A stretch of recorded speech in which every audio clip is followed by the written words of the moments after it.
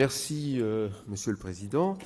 Donc, voici les résultats que je vais vous présenter qui représentent en fait un travail collectif avec notamment l'équipe de Cochin, comme vous le voyez, nos amis nantais également, avec François Lignereux, sur l'étude SASCA, qui correspond à une procédure de phacohumidification mieux contrôlée. Alors, on sait que la prévention des fluctuations de pression dans la chambre antérieure et donc la levée d'occlusion sont fondamentales pour la sécurité de notre geste, pour éviter la rupture capsulaire, vous le savez. Et l'originalité de ce que nous a fourni le laboratoire, c'est l'incorporation d'une nouvelle pièce à main qui comporte un capteur de pression intégré au sein même de cette pièce à main, versus, vous voyez, une pièce à main traditionnelle où le capteur de pression n'est non pas dans la pièce à main, mais dans la cassette de la machine, donc un peu à distance. L'intérêt, c'est quoi? C'est que la transmission dans l'Active Sentry se fait de façon électrique, donc quasi instantanée, alors que dans la pièce à main classique, la transmission de variation de pression se fait par le biais des tubulures, donc ça prend un certain temps. Et vous le voyez sur ce schéma qui est sorti d'une étude qu'on verra un peu plus tard, cela vous permet effectivement de réduire quasiment de moitié ce temps de surge, c'est-à-dire de levée d'aspiration immédiate ou quasi immédiate à l'occlusion. Alors, sur une étude préalable que j'avais déjà faite à Amsterdam, sur un nombre de cas plus limité, mais qui était en monocentrique, j'avais montré que justement, on avait déjà à peu près, en gros, 20 à 25% de différence de DC. Le DC, c'est l'énergie dissipée cumulée, c'est-à-dire c'est l'ensemble de la quantité totale d'énergie ultrasonique que vous délivrez à l'œil. Et donc, déjà, sur une simple étude monocentrique préliminaire d'une centaine d'yeux, on avait montré déjà un résultat significatif. Dans pas mal de paramètres, dès que c'est rouge, vous voyez, c'était significatif. Antoine Brézin a présenté l'étude de façon qui a été faite entre-temps et qui était donc multicentrique, comme vous le voyez. Et l'idée, c'est d'avoir effectivement, parce que sur un seul chirurgien, vous savez que c'est quand même moins significatif, d'avoir 6 chirurgiens de 5 centres en conditions real life, c'est-à-dire que les réglages machines étaient spécifiques à chaque chirurgien. On ne nous a pas demandé d'ajuster nos paramètres. Chacun faisait comme il voulait. Et donc, c'était en prospectif, avec d'un côté une pièce à main Centurion, et également, toujours le Centurion bien entendu, avec soit la Fitting Sentry ou une pièce à main conventionnelle. Le critère principal était en fait l'énergie dissipée, je vous l'ai dit, mais des critères secondaires ont été retenus également, comme la durée de la chirurgie, ainsi que l'ensemble d'énergie torsionnelle ou longitudinale que vous pouvez séparer. Donc voici par exemple mes réglages. Alors vous voyez par exemple qu'en Active Sentry en rouge, j'ai monté mes paramètres pour les quartiers avec des débits plus élevés et un vide également plus élevé. Intéressant, vous avez, quand vous faites le résumé de votre intervention, des mesures, vous avez le nombre d'activations de cette fonction Active Sentry. Et vous voyez que sur une intervention standard de cataracte qui a duré 7 minutes, le nombre d'activations a été de 8 fois. Donc c'est-à-dire qu'à 8 reprises, il y a une levée de surge qui a été faite. Alors l'intérêt, c'est quoi? C'est ça. C'est ce résultat. Désolé de la présentation, mais on a obtenu, vous le voyez, en moyenne avec les Active Sentry 8 de DC versus 9,3 pour les non de DC, ce qui correspond à 14% de différence, et ce qui est largement significatif.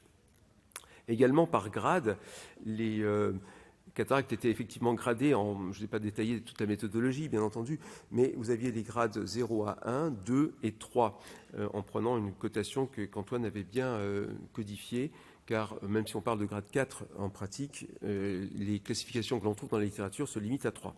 Et donc, vous voyez que c'était surtout significatif. Le maximum de significativité était obtenu pour les grades 2, c'est-à-dire ce qu'on appelle les 2 à 3, en tout cas, pour ce qu'on fait nous conventionnellement, avec un P qui est inférieur à 0,004. La durée de la chirurgie est également réduite, avec une baisse de 11% de temps en moyenne, et sur un nombre de cas, comme vous le voyez, quand même, qui est très important, car au total, on a quand même 1430 yeux, je ne vous l'ai pas dit au départ, et donc 11% de moins, c'est quand même très significatif. Les ultrasons, c'est pareil, on a 12% de différence, c'est également très significatif pour les ultrasons totaux. Quand on sépare également les énergies, je vous l'ai dit, longitudinales, donc le débattement d'avant en arrière de la pointe ou torsionnelle, c'est-à-dire rotationnelle, vous avez également des différences qui sont surtout marquées pour le premier type d'ultrason, longitudinal, dans une moindre mesure pour la torsionnelle, mais ça reste quand même, dans les deux cas à nouveau, significatif. Donc au total, vous voyez que cette étude permet de montrer qu'avec l'usage de cette nouvelle pièce à main, avec l'originalité de cette meilleure détection des variations de pression, vous avez une réduction de décès d'une part,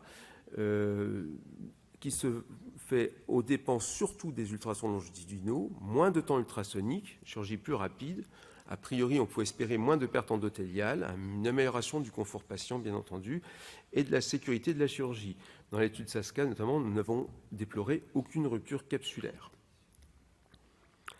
Alors, la littérature a permis de montrer effectivement que vous aviez effectivement des différences tout à fait significatives de temps d'occlusion. C'était le premier schéma qui était sorti, je vous ai montré tout à l'heure quand je vous ai parlé du principe même de la pièce à main.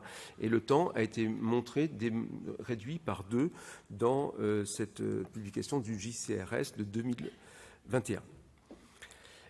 Une autre étude que j'ai mis en avant, que j'ai vue également, que j'ai revue, qui faisait des photographies en fait des levées de surge. Vous savez que la chambre antérieure a tendance à pouvoir s'affaisser. C'est un système expérimental. Eh bien, en fait, vous apercevez que dans le groupe 1, je crois que c'était les non-Sentry, ça c'est les Sentry, et ensuite vous aviez le Constellation et l'Infinity et le Constellation.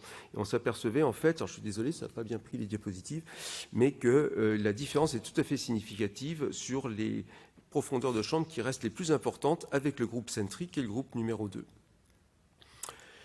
Toujours dans la littérature, bon, ça a été étudié maintenant, que ce dispositif existe depuis 3 à 4 ans désormais. L'étude de Cyril a montré que pour les noyaux les plus mous, on avait une différence significative, pas pour les noyaux les plus durs, et que, en fait, par contre, dans cette étude, la PIO était globalement utilisée plus basse avec le Sentry, donc plus physiologique qu'avec les pièces à main conventionnelles. On peut baisser plus et travailler une pression plus basse, ce qui est intéressant pour des cas comme les syndrome IFIS ou les yeux grands myopes qui, vous savez, peuvent être sensibles aux variations de pression. Parfois, les patients sentent un petit peu de douleur aux variations de flux dans la chambre antérieure. Une étude tchèque a également montré une différence significative de décès, vous le voyez, entre le ZIL classique et l'Active Sentry, qui était tout à fait significative, et un temps total d'ultrason qui est également différent de façon significative. Voilà, et enfin, donc encore une étude récente également de l'European Journal de 2022 qui vous montre également une différence significative entre les deux yeux. Et point important, c'est pas trop pour ça parce qu'on vient de le voir sur les 2 précédentes, mais c'est que vous apercevez que dans le groupe 1, il y avait eu, dans le groupe non-active Sentry, des ruptures capsulaires dans 2 cas et une atteinte de l'iris dans 1 cas également. Alors, donc c'est quand même un petit peu différent, même si on ne peut pas dire que ce soit totalement significatif, mais enfin, il y a une tendance à montrer moins de complications avec la nouvelle pièce à main. Voilà, donc en conclusion, cette intégration d'un capteur permet une sécurité augmentée en donnant moins d'ultrasons, en donnant une chirurgie plus fiable, plus réactive également. Je vous remercie. Merci Pascal. Y a-t-il des questions dans l'auditoire ? Pascal, est-ce que tu peux nous donner tes réglages en Active Sentry? Parce qu'on a vu qu'il y avait une différence, bon, bien sûr, entre la torsion et puis le longitudinal, et que les effets étaient essentiellement sur le longitudinal. Oui. Est-ce que tu peux nous donner tes réglages sur un nucléaire, enfin un type 2, par exemple? J'ai 4 programmes différents sur la machine Centurion qui varient effectivement. En pratique, j'ai le grade 4 où j'utilise plus d'ultrasons longitudinaux, mais les grades 2, 3, le 1 c'est le cristallin clair, 2 et 3, en fait, j'ai très peu de longitudinal de toute façon. C'est-à-dire que c'est 5%. Non, 5 à 10% au maximum. Oui, c'est ça, 5%. Même le 2, t'en mets même pas. On peut travailler tout à fait en torsion uniquement sur la majorité des cataractes. Exactement. Ça creuse tellement bien qu'on n'a pas forcément besoin. Tout à fait. Donc c'est vrai que ce sont les cas les plus, dans les cataractes les plus durs que c'est intéressant, car là, le fait d'apporter dans des cataractes très durs du longitudinal... Ça, c'est quelque chose qui est enseigné et réenseigné, parce que les jeunes, nos internes, ne connaissent pas forcément la différence sur ces machines-là entre les ultrasons torsionnels et longitudinaux. Et quand on change d'interne, c'est typique. J'ai monté la torsion ou mettez un peu de longitudinal ou de l'US, ils sont perdus sur la machine. Ils ne savent pas qu'on peut jouer et composer comme on veut. Je pense qu'il faut un accompagnement des techniciens justement des laboratoires pour chaque machine, pour les faire explorer et comprendre un petit peu les variations qu'on peut obtenir au niveau fluidique, au niveau efficacité ultrasonique, le fait de rajouter des bursts. Par exemple, moi je fais toujours des bursts dans les cadrans et je fais des pulses dans les sillons, donc c'est très économe également. Donc il y a plein de systèmes d'économie d'ultrasons. Au départ, c'est sûr que celui qui commence pense à la stabilité de sa chambre, pas rompre la capsule, ne pense pas obligatoirement à l'économie. C'est vrai qu'on parle d'économie. Très intéressant, surtout quand on a eu la com juste avant sur le Fuchs, sur les cornets qui peuvent être un petit peu pathologiques, de pouvoir faire des économies sur toutes ces machines, puisqu'on a beaucoup de possibilités sur ces machines. Tout à fait. J'ajouterais qu'on peut se mettre en 100% torsionnel. Oui. Et maintenant, avec le programme IP, Intelligent Phaco, il délivre du longitudinal au besoin, en fait, quand la sonde se bouge. Coince un peu. Tout à fait. Et on optimise aussi là l'économie d'ultrasons. Oui, tous ces systèmes, effectivement, permettent d'obtenir de l'économie. Tout à fait. En question complémentaire, est-ce que tu changes de programme entre une pièce à main normale, si je puis dire, et une active centrée? J'ai montré, donc, si tu veux, que pour la partie cadran, j'aspire plus fort, et bien souvent, je me mets plus bas, je suis même souvent à 40, et j'aspire beaucoup plus fort avec un débit de 10 de plus. Voilà. Donc 100 de plus d'aspiration et un débit, voilà. Donc un vrai progrès. Oui. Merci Pascal. Au niveau de la PIO, Pascal, tu nous as parlé qu'on pouvait travailler en PIO basse. Oui. Après, c'est une question de sensibilité de chirurgien. Oui.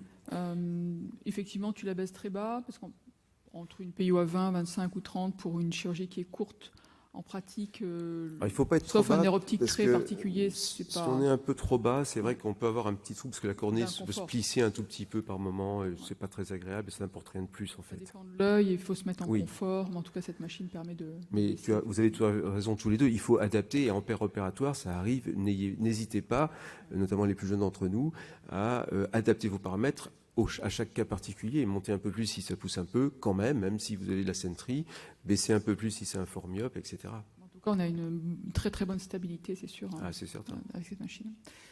Très bien, écoutez, je vais appeler l'orateur suivant, segmentiste postérieur, de renom, Vincent Galino, de Toulouse. Toi, Vincent. Merci beaucoup Corinne, merci Dominique, merci à Alcon pour l'invitation. Effectivement, ça fait plaisir d'être aussi de l'autre côté de la barrière. On va parler de photosensibilité rétinienne. Je ne sais pas si on peut mettre la présentation. Alors attendez, parce que... oui, très bien. Parce qu'en fait, on avait tout fusionné, mais c'est la même chose. Alors, on a vu qu'on fait des progrès dans la charge de la cataracte. On voit bien avec ces nouvelles pièces à main qui apportent plus d'efficacité et de confort. Et on va continuer de parler de confort, c'est-à-dire est-ce qu'on peut opérer nos patients de façon plus confortable, alors qu'on est déjà à un niveau très élevé. Quand vous allez voir un chirurgien, il vous dit mais non, mais moi tout se passe bien. Est-ce qu'on peut opérer un patient de façon plus confortable avec un microscope Ngenuity, donc digital, versus les micros qu'on a dans nos blocs opératoires. Alors mon collègue, le docteur Kevin Piernet, vous a présenté rapidement les résultats lors de la Saphir, et on va regarder un peu plus en détail ensemble.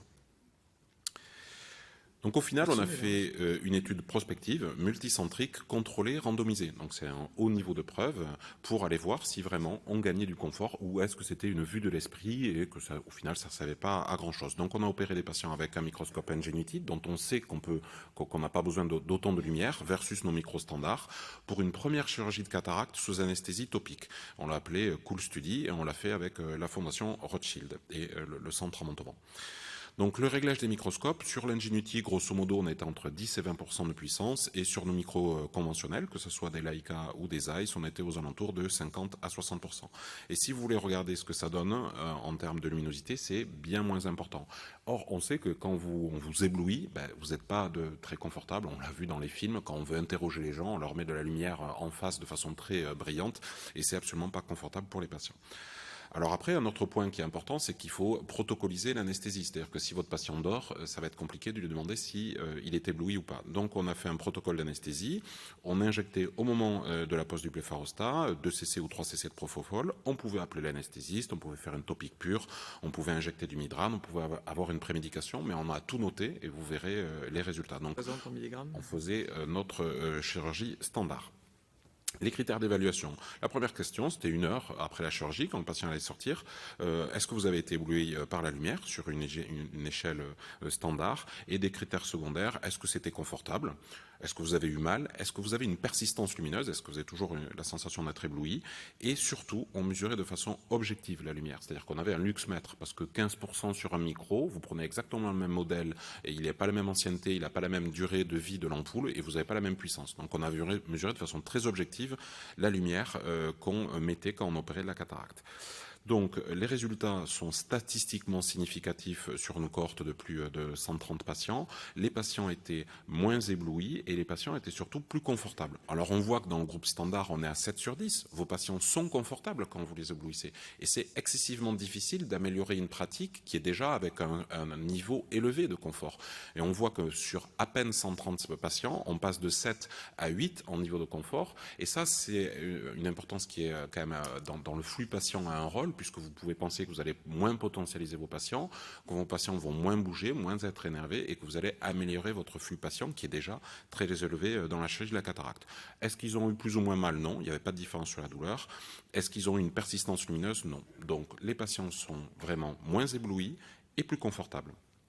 On voit bien qu'au niveau des valeurs de luminosité, c'est excessivement moins. On est à 3425 lux pour un microscope Ingenuity, alors qu'on était se balader autour de 25 000 lux. Donc on est presque 10 fois moins intense en termes d'intensité lumineuse sur un microscope Ingenuity et à tous les stades de la chirurgie. Donc on n'opère pas avec un peu moins de lumière, on opère avec drastiquement moins de lumière. Au niveau de l'anesthésie, c'était complètement comparable, c'est-à-dire qu'on n'a pas eu un biais avec un groupe qui était plus potentialisé, où on appelait plus l'anesthésiste ou pas. Les deux groupes sont complètement comparables, on a fait exactement le même protocole d'anesthésie, donc c'est vraiment des résultats qui sont robustes. La durée d'intervention était un tout petit peu plus élevée avec le microscope Ingenuity. On peut penser qu'il y avait une courbe de progression parce que ça faisait pas trop longtemps qu'on l'avait, mais entre 9 et 8 minutes, aucune complication chirurgicale, aucun effet indésirable. Alors au final, vous allez me dire, oui, bon, très bien, tu opères ta patiente de façon un tout petit peu plus confortable, mais bon, écoute, moi ça se passe très bien. Donc pourquoi tu veux opérer avec un peu moins de lumière? D'abord, au-delà du confort du patient, qui est non négligeable, il commence à avoir des papiers qui montrent que la récupération visuelle à un jour est supérieure quand vous opérez avec peu de lumière. On ne parle pas de phototraumatisme, on est bien d'accord, on n'en voit plus des phototraumatismes. Il y a une étude qui est très intéressante de Rosenberg, entre l'acuité visuelle à un jour et à un mois, on va dire c'est la meilleure acuité visuelle que vous allez avoir, à un jour, quand vous opérez avec peu de lumière, il y a 80% de patients qui arrivent à leur acuité visuelle définitive, alors que quand vous êtes avec un microscope standard et une lumière plus élevée, vous êtes à 50%. Donc pour vos patients, à 24 heures, vous allez avoir des patients qui vont récupérer excessivement plus vite. Et quand on est de plus en plus vers une chirurgie de confort, avec des implants premium, où les patients sont de plus en plus exigeants, je pense que c'est quelque chose qu'il va falloir bien sûr conforter avec d'autres études. Et il y a d'autres projets en France qui vont essayer de le montrer, notamment avec Othman Sandali qui va essayer de le montrer avec un électrorétinogramme. Mais c'est vraiment une piste ultra intéressante. Il y a d'autres papiers qui montrent que quand vous éblouissez moins votre patient, il va potentiellement mieux récupérer. Bien sûr, la photosensibilité rétinienne, il peut y avoir aussi un rôle sur le film lacrymal. Donc c'est non négligeable. On ne parle pas de phototraumatisme, on parle vraiment de récupération. Et ça, probablement encore plus important chez des patients âgés avec des rétines qui sont parfois peu performantes. Alors après, très bien, je vais baisser la lumière sur mon microscope standard. Vous ne pourrez jamais aller aussi loin qu'un microscope digital. Ici, vous voyez, c'est un capteur, vous êtes dans la nuit, vous voyez un feu, vous ne voyez pas grand-chose, vous allez augmenter les paramètres. Là, vous allez arriver à ce que voit un œil humain. Un œil humain voit ça, verra jamais mieux. Si vous modifiez les paramètres, si vous augmentez la sensibilité, le diaphragme, le gain, etc., vous allez pouvoir voir quasiment comme en plein jour. Et ça, vous ne pourrez jamais le faire avec un œil humain. Donc un capteur digital vous permettra, et avec les progrès le fait encore plus, d'aller plus loin. Pour ça, et ça c'est toute la force de l'Ingenuity, il faut avoir la main sur les réglages. Et ça c'est hyper important. Un peu comme quand on parlait là, les questions sur la pièce à main, comment tu fais tes réglages dans la cataracte. Mais c'est la même chose. L'Ingenuity, ce qui n'est pas dans les autres microscopes digitaux, c'est qu'on a la main sur les réglages et vous pouvez aller ouvrir un tout petit peu plus le diaphragme, quitte à perdre un peu de profondeur de champ. Mais en chirurgie de cataracte, on n'en a pas trop besoin. Vous pouvez un tout petit peu augmenter le gain et surtout vous pouvez augmenter le gamma. Parce qu'en fait, à la base, c'était CT pour la chirurgie du segment postérieur.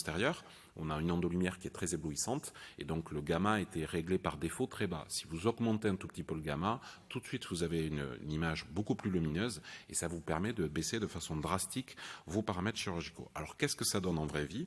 Alors c'est une vidéo faite avec l'iPhone, vous êtes en chirurgie standard, vous avez une image tout à fait correcte. Vous voyez on est à 18 000, là c'est x10, on est à 19 000 lux, vous y voyez très bien. Si vous baissez votre intensité de votre microscope, l'image va être un peu plus sombre, vous allez dans vos paramètres, vous dites je veux opérer avec cataracte couleur basse lumière, tac, vous retrouvez une luminosité tout à fait confortable, vous allez faire votre chirurgie sans aucune difficulté, vous n'êtes pas en train de vous mettre en position de difficulté en basse lumière, vous avez une marge considérable, vous voyez bien qu'on voit très bien, et ça c'est filmé à l'iPhone sur l'écran, donc l'écran étant en 3D, l'image est un petit peu floue. Mais vous pouvez tout à fait opérer. Et vous pouvez aller encore plus loin si vous mettez en noir et blanc. Parce qu'en noir et blanc, on sait qu'on a plus de différenciation de niveau de gris que de niveau de couleur. Tac, on passe en noir. On est presque surexposé en noir et blanc. Donc on va aller encore plus loin. Voilà, c'est de la vraie vie. Vous allez baisser vos paramètres. Impossible de faire ça à l'œil humain. Vous êtes obligé d'avoir un microscope digital et vous êtes obligé d'avoir les mains sur les réglages de l'Ingenuity. Et vous faites votre chirurgie sans aucun problème en noir et blanc, parce qu'au final, c'est pas comme un chirurgien viscéral qui doit différencier un nerf d'une veine rouge. Nous, on n'est que sur des différences de contraste. Cornée transparente, cristalloïde transparente, cristallin, capsule postérieure. Et le noir et blanc offre une visualisation assez phénoménale. Vous voyez qu'on ne voit pas les vaisseaux conjonctivaux et qu'on voit parfaitement bien. On est à 3% de lumière. On peut vraiment opérer quasiment micro-éteint. Et là, c'est pas la vraie image puisqu'on a un écran 4K, mais vous voyez bien qu'on voit parfaitement bien le rexis. Au moment où vous faites votre hydrodissection, vous voyez un tout petit peu moins bien. Bon, là, vous voyez aussi l'efficacité de la pièce active centrée. Vous voyez les paramètres de vide sur le côté. Vous montez jusqu'à 600 de vide.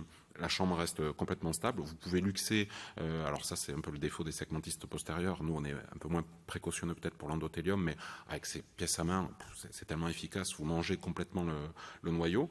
Alors noir et blanc, vous voyez pas trop s'il est marron, donc vous voyez pas trop la dureté du noyau, mais bon, c'est une efficacité qui est absolument hallucinante. Et en 15 secondes, vous mangez d'un noyau assez costaud et vous voyez qu'on monte à 650 de vide. Les masses, c'est comme si on y était. Vous avez vraiment une visualisation qui est assez bluffante et vous faites une chirurgie en noir et blanc qui est sans aucun problème, injecteur autonomie, vous mettez votre implant, vous y voyez parfaitement bien. Les comptes rendus d'IRM sont en noir et blanc, les scanners sont en noir et blanc, vos OCT sont en noir et blanc. On sait très bien qu'on mesure 250 niveaux de noir et blanc par rapport à la couleur. Est-ce que l'avenir est en noir et blanc? C'est à nous de le dire, mais en tous les cas, c'est à nous d'imaginer le futur. Je vous remercie. Merci Vincent pour ces belles images et cette belle technologie. Y a-t-il des questions dans l'auditoire? Alors moi, je suis ravi que tu montres ces filtres et leur usage, parce que franchement, en segment antérieur, on demande souvent l'avantage du système 3D, et c'est très clair pour la rétine, il y a beaucoup de réponses. C'est plus hésitant pour le segment antérieur, et ces filtres ne sont pas anecdotiques. Je trouve que tu l'as montré pour le rexis, mais on aurait pu aussi le montrer pour le polissage de la capsule postérieure. Ça permet de voir beaucoup mieux les petits détails de ce qui reste sur la capsule postérieure. Donc ça, c'est, dans ma pratique en tout cas, très performant. Moi, j'avais une question que je n'ai pas vu étudier dans ton étude. C'était, y a-t-il une meilleure fixation des patients avec cette faible luminosité? Parce qu'on est souvent confronté par cette saturation de lumière avec nos microscopes conventionnels, et le patient n'arrive pas bien à fixer. Moi, je me sers de la fixation notamment pour bien centrer les implants.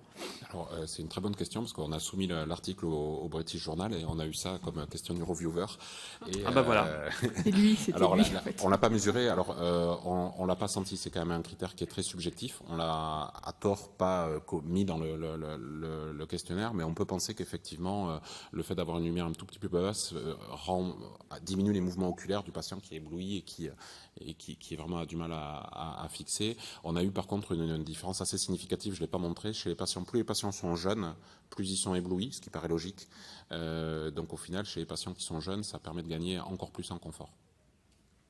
J'étais assez intéressée par cette étude que tu as montrée sur la récupération plus rapide à J1. Oui. De l'acuité visuelle. Alors, c'est quand même multifactoriel, cette récupération à J1.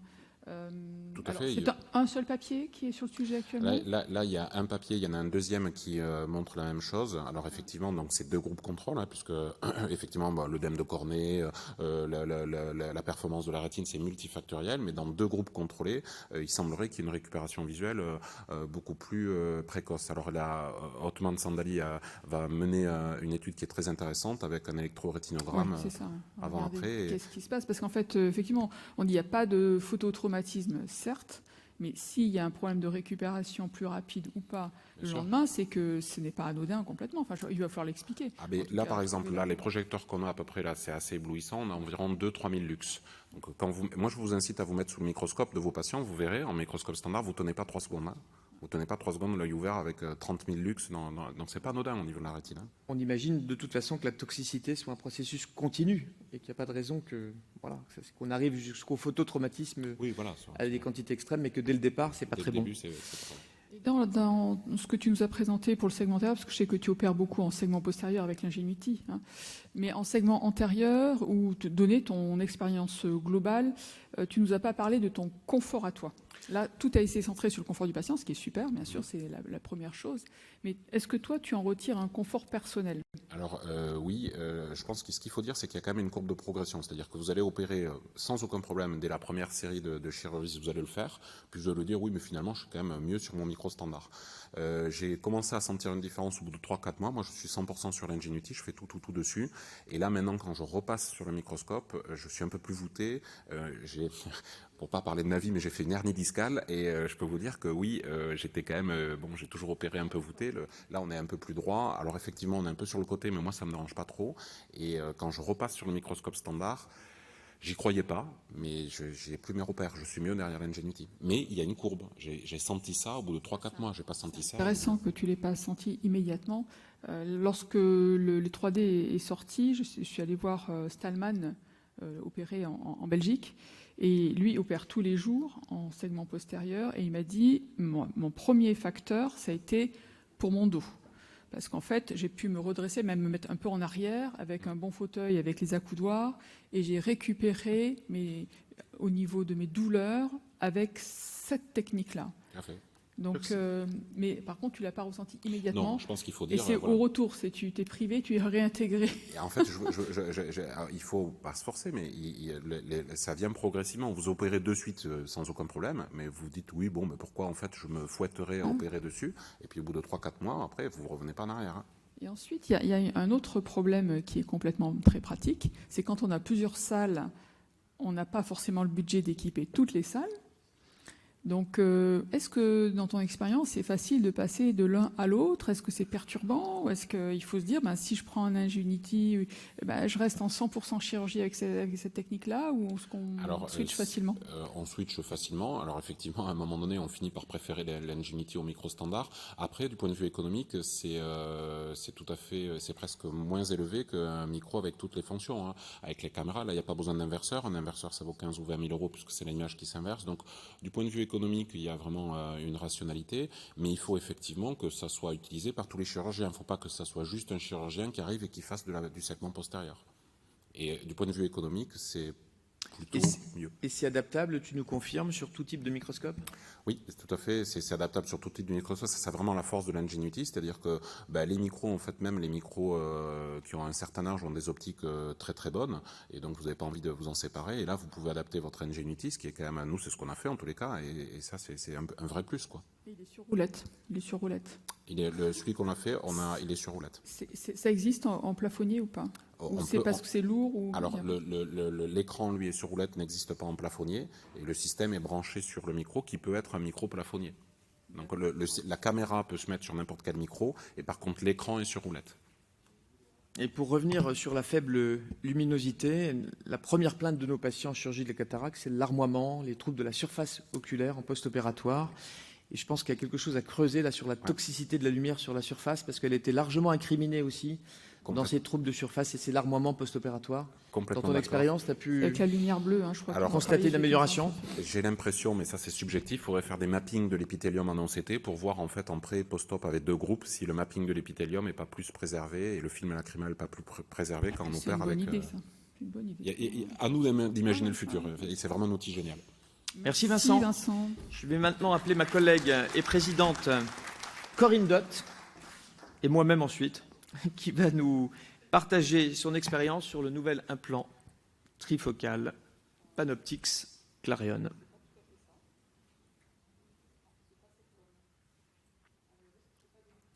faut que tu cliques sur ton... Elle doit être... Je partage. Voici, on m'a donné le micro, merci. Il faut que tu fasses défiler les... Il faut que je fasse tout défiler? Oui. Oh, c'est sympathique ça. Ça fait un rappel pour l'audience. Je te propose d'aller de l'autre côté voir si ça marche. C'est un rappel, c'est l'enseignement, la répétition. Voici nos coms. Bien, écoutez, ravi d'être avec vous aujourd'hui pour ce symposium Alcon. Nous allons terminer avec le professeur Monet sur le partage d'expérience sur le nouvel implant trifocal Clareon, avec un matériau Clareon. Je vais commencer cette com avec un rappel sur le matériau Clareon sur lequel la trifocalité va s'associer. Voici pour notre transparence à tous les deux. Donc le matériau Clareon est un matériau qui est hydrophobe, jaune, qui a exactement le même filtre à la lumière bleue, puisque c'était intéressant notre discussion juste d'avant, parce que le microscope envoie de la lumière avec de la lumière bleue. Eh bien, cet implant a exactement le même filtre que celui que l'Acrisoft, qu'on connaît très bien. C'est un même design également que l'IQ. Il est arrivé sur le marché en 2017 pour les tout premiers implants, avec un injecteur que vous connaissez, Autonomie, ou plus récemment, l'injecteur Monarch 4. Vous le connaissez indirectement parce que c'est une évolution du Monarch 3 avec une cartouche D sur laquelle Dominique va revenir. Quand on regarde les caractéristiques physiques d'un implant, j'en ai retenu au moins deux qui sont d'intérêt pour nous tous les jours. C'est ce test de stabilité de l'implant dans le sac qu'on vous présente très rarement. Vous le voyez ici, on met un implant à droite, si j'ai ma petite flèche, c'est bon. On met l'implant dans un palais et on va resserrer le palais, le diamètre de ce palais. Vous voyez, on va faire des tests à plusieurs diamètres. Vous voyez ici les diamètres du palais que l'on va resserrer et surtout le comportement de l'implant au fur et à mesure où l'on presse et l'on resserre ce palais. On va regarder si cet implant reste dans son plan horizontal ou s'il a un déplacement axial antérieur ou postérieur. Vous avez l'étude ici, à gauche, avec les courbes de déplacement antérieur des différents implants qui sont listés ici. Et vous voyez que le Clareon supporte très très bien la compression du palais. Ça veut dire quoi? Ça veut dire que ça reproduit in vitro ce que nous avons éventuellement sur un petit sac chez des patients. Et que l'implantation sur des petits sacs, l'implant Clareon va trouver sa bonne position et éviter vraisemblablement des erreurs réfractives. Deuxième caractéristique d'intérêt, c'est le matériau glistening free. Alors, nous savons tous que nous avons des possibilités avec des hydrophobes de microbules qu'on appelle glistening dans le matériau, sans parler du ACE de surface, qui a été incriminé chez les implants jaunes précédemment, notamment le WF, l'IQ WF que vous avez ici, avec ces images qu'on voit très très bien en lampe à fente à fort grossissement. Cette étude a évalué ces glistenings selon une méthode qui est donc décrite ici, avec des grades 0 où on autorise quelques microbules mais très rares, au grade 3 où vraiment là il y a une densité importante, vous voyez, de plus de 200 microbules par millimètre carré. Eh bien, plusieurs implants ont été testés. Et vous voyez une fois de plus que ce Clareon, ce matériau Clareon se comporte très très bien avec très très peu de microbules, donc essentiellement des grades 0. Ça c'est pour cette première étude. Nous avons dans le service réalisé une étude sur un suivi de 3 ans avec plus de 300 patients qui ont été inclus, qui ont été suivis et rappelés pour certains, vous voyez, 191 patients qui ont pu être revus à 3 ans. L'acuité visuelle que vous avez ici à droite s'est maintenue du mois post-opératoire aux 3 ans post-opératoire avec 3/4 des patients qui avaient une acuité visuelle sans correction à 8 dixièmes ou plus. Le glistening, donc on l'a étudié selon cette même méthodologie de Miyata. Il a été observé à stade 0, c'est-à-dire pas de glistening free, dans plus de 95% des cas. J'ai rajouté également qu'il n'y a aucun ACE de surface qui a été constaté sur cette visite à 3 ans réalisée par un opérateur, qui est en l'occurrence moi-même. Le taux de YAG pour ces patients qui ont été vus à 3 ans a été retenu à 4,7%, ce qui est très bas. Une partie ont été YAGés, ils ont tous été YAGés au moins à partir de 3 ans ou durant la 3e année post-implantation. Une partie avait déjà eu un YAG quand je les ai vus. Une autre partie a eu un YAG qui a été indiqué à la suite de la consultation. En tout cas, 4,7%, on peut retenir ce chiffre car il est complètement comparable au taux de capsulotomie réalisé avec le matériau Acrisoft du registre Medisoft anglais. Et il est également le même, ce n'est pas un hasard, mais il est exactement le même, et cela confirme l'étude prospective internationale qui vient d'être publiée le mois dernier dans JCRS, étude internationale et multicentrique à laquelle Dominique et moi-même avons participé. Mais il y avait bien d'autres centres, et nous retombons exactement sur ce même chiffre de capsulotomie au laser YAG. Alors cela contraste complètement avec les chiffres que l'on a français. Cette étude FRIYAG2 que nous avons réalisée avec le support d'Alcon et qui a fait un très beau papier en fin d'année 2022, où nous avons pris des big data sur les données de sécurité sociale et nous avons retenu un chiffre de 32% de capsulotomie au laser YAG précoce dans les 2 années qui suivaient la chirurgie, tout implant confondu. Donc vous voyez que là, on a vraiment un contraste assez saisissant entre 32% tout implant confondu à 2 ans versus 4,7% pour du matériau Clareon à 3 ans. Et on sait que plus on attend, plus normalement le taux de YAG doit monter. Donc en conclusion, la transparence du matériau, la stabilité réfractive et une excellente tolérance pour ce matériau avec la première étude de vraie vie avec un aussi long suivi. L'implant Clareon torique est arrivé sur le marché en 2021. Il n'y a pas de point d'interrogation, c'est bien 2021. Donc, comme tous les implants toriques, bien, vous allez sur le calculateur qui est dédié, vous l'avez ici, et quand vous faites le déroulé du calculateur, eh bien, il y a matériau Clareon et vous allez choisir votre implant torique. Il est disponible de T2 à T9 et petite précision qui sera valable et pour le torique et pour la multifocalité torique. Attention à la manière dont vous mesurez votre kératométrie qui est à la base du calcul. Une petite goutte de larme artificielle avant de passer sur les machines de biométrie ou de topographie si vous faites les 2 procédures. Voici le PDF qui est généré. La stabilité rotationnelle du Clareon torique a été rapportée, vous voyez, très bonne stabilité puisqu'à 6 mois, on a 93% exactement, pardon, de rotation inférieure à 5 degrés. Donc très très bonne stabilité pour cet implant Clareon torique. Et la suite, eh bien, c'est toute cette plateforme Clareon pour le matériau, stabilité de la toricité pour entrer dans la multifocalité. Dominique, c'est à toi. Merci Corinne. Donc c'est vrai qu'on attendait absolument un peu avec impatience la clarté de Clareon sur la multifocalité. On va voir ce que ça donne. Donc pour rappel, et je suis sûr qu'il ne s'agit pas des chirurgiens présents dans la salle, mais un peu plus d'1 sur 2 n'utilise jamais d'implants multifocaux.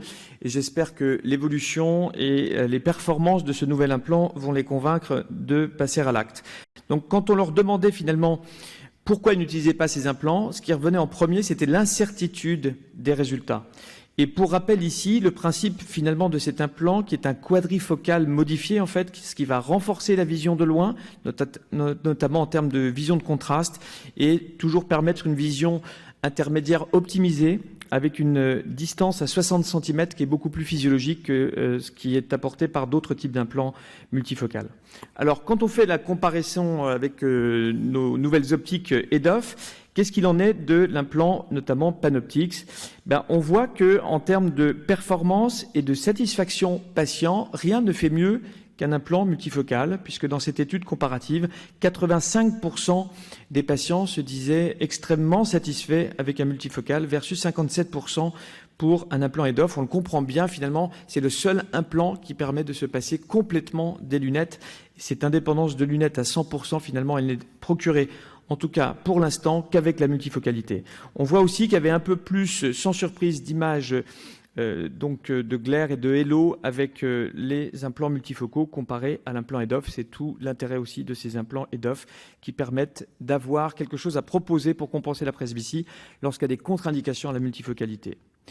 Mais la meilleure surprise vient pour moi de cette étude rétrospective qui a déjà pu comparer la différence de clarté et de performance entre la plateforme Acrisof et Clareon. Je parle uniquement du matériau, s'agissant toujours d'un implant multifocal Panoptix. Et on a eu la surprise de voir que finalement les phénomènes photiques avaient régressé puisque les plus sévères étaient passés de 25% sur la plateforme Acrisof à 11% avec la plateforme Clareon. C'est une étude quand même, certes rétrospective, mais avec près de 70 patients dans chaque groupe. Et l'autre bonne surprise, c'est que lorsqu'on teste les contrastes, vous voyez à tout type de fréquence, c'est toujours statistiquement significatif en faveur du nouveau matériau, ce qui là aussi est une surprise excellente et nous donne envie de continuer à utiliser cet implant. Alors, en pratique, c'est un implant qui est non préchargé, mais avec une évolution, comme l'a dit tout à l'heure Corinne, du Monarch, qui est donc dans sa 4e évolution, qui reste pour moi le meilleur des non préchargés en termes d'implants. Et les évolutions, finalement, c'est qu'il y a une mâchoire maintenant intégrée sur le mandrin, ce qui évite au mandrin de passer parfois sur l'optique, ce qui arrivait encore avec le Monarch 3. Et puis une extrême douceur lorsqu'on l'utilise et un pas de vis amélioré, ce qui le rend beaucoup plus efficient encore que le Monarch 3. Et pour ma part, ce que j'apprécie le plus, c'est qu'il passe par 2-2 sans forcer et qu'il n'y a pas de marque sur les implants. Et qu'il y a une progression de l'implant qui est vraiment très fluide. Donc voici une image en chirurgie réelle avec le nouvel injecteur par 2,2 mm de ce nouveau Clareon. Et c'est mon multifocal de prédilection et les résultats sont extrêmement reproductibles. Donc ça, on le doit aussi à la plateforme, à la géométrie de la plateforme Acrisoft. Donc on a gardé finalement le meilleur de l'Acrisoft et changé ce qui nous dérangeait, en tout cas pour certains, l'apparition du glistening, comme l'a dit Corinne. Et donc, au lieu de changer toute la plateforme, on n'a vraiment que ce nouveau matériau, tout en gardant finalement le côté rassurant de l'Acrisoft qu'on connaît depuis de nombreuses années en termes de géométrie. Vous voyez qu'il s'injecte très facilement avec ces différentes zones optiques qui sont visibles ici. Donc, voilà, en conclusion, mais le matériau Clareon, c'est quand même déjà 5 ans de recul sur la plateforme monofocale. L'étude clarté était largement rappelée, la capsulotomie diminuée. C'est encore plus important pour un implant multifocal parce que le YAG et les conséquences d'une opacification capsulaire sont augmentées lorsqu'il s'agit d'un implant multifocal. Et donc, on vient de le voir, amélioration du contraste avec Clareon et diminution des phénomènes photiques qui sont la première préoccupation des chirurgiens et des patients dans le contexte de la multifocalité. Donc, en conclusion, il n'y a plus d'excuses pour y passer cette fois. Merci pour votre attention. Est-ce que certains veulent poser une petite question pour terminer ce symposium ? C'est vrai que cette étude comparative nous apporte encore de l'eau à notre moulin sur la diminution de la sensibilité au contraste qui est améliorée. En fait, avant de poser un multifocal, Dominique, tu préviens comment ton patient sur les éventuels petits effets secondaires qu'on peut avoir avec la multifocalité. Donc, je l'informe systématiquement du compromis de vision. Je lui parle des halos, mais surtout en conduite de nuit. Pour moi, ça reste finalement le seul moment où ces implants peuvent être moins performants et un peu désagréables. Dans le reste de la vie courante, finalement, il n'y a pas besoin de les prévenir parce qu'en lumière du jour, par exemple, on n'a jamais de difficultés particulières. Donc les phénomènes photiques, importants qu'ils soient également réduits et j'espère qu'on va continuer à mener une belle étude sur cet implant qui est quand même très très prometteur parce que tous ceux qui ont utilisé le matériau Clareon le savent, on a été très surpris au départ sur cette clarté qui était apportée aux patients et ce n'est pas étonnant que cela apporte un plus sur la multifocalité également. C'est vrai que c'est très manifeste à la lampe à fente et on est content de voir que ça se traduit dans les études cliniques en termes de vision des contrastes. Merci. Je pense que Dominique, on peut clore ce joli symposium. On va conclure en vous disant que vous n'avez pas fini d'entendre parler de cet implant et qu'on réfléchit avec Corinne à plein de nouvelles études. Et d'autres. Et d'autres du board. On vous remercie pour votre attention et on vous souhaite une bonne poursuite de congrès. Et merci à la SAPHIR et à la SFO pour l'organisation de ce symposium. Nous sommes très très nombreux à cette SFO, plus 20%. Je vous rappelle, on a retrouvé les chiffres d'attendance de 5 ou 6 ans auparavant. Et plus de 750 inscrits à la SAPHIR. Merci. Magnifique.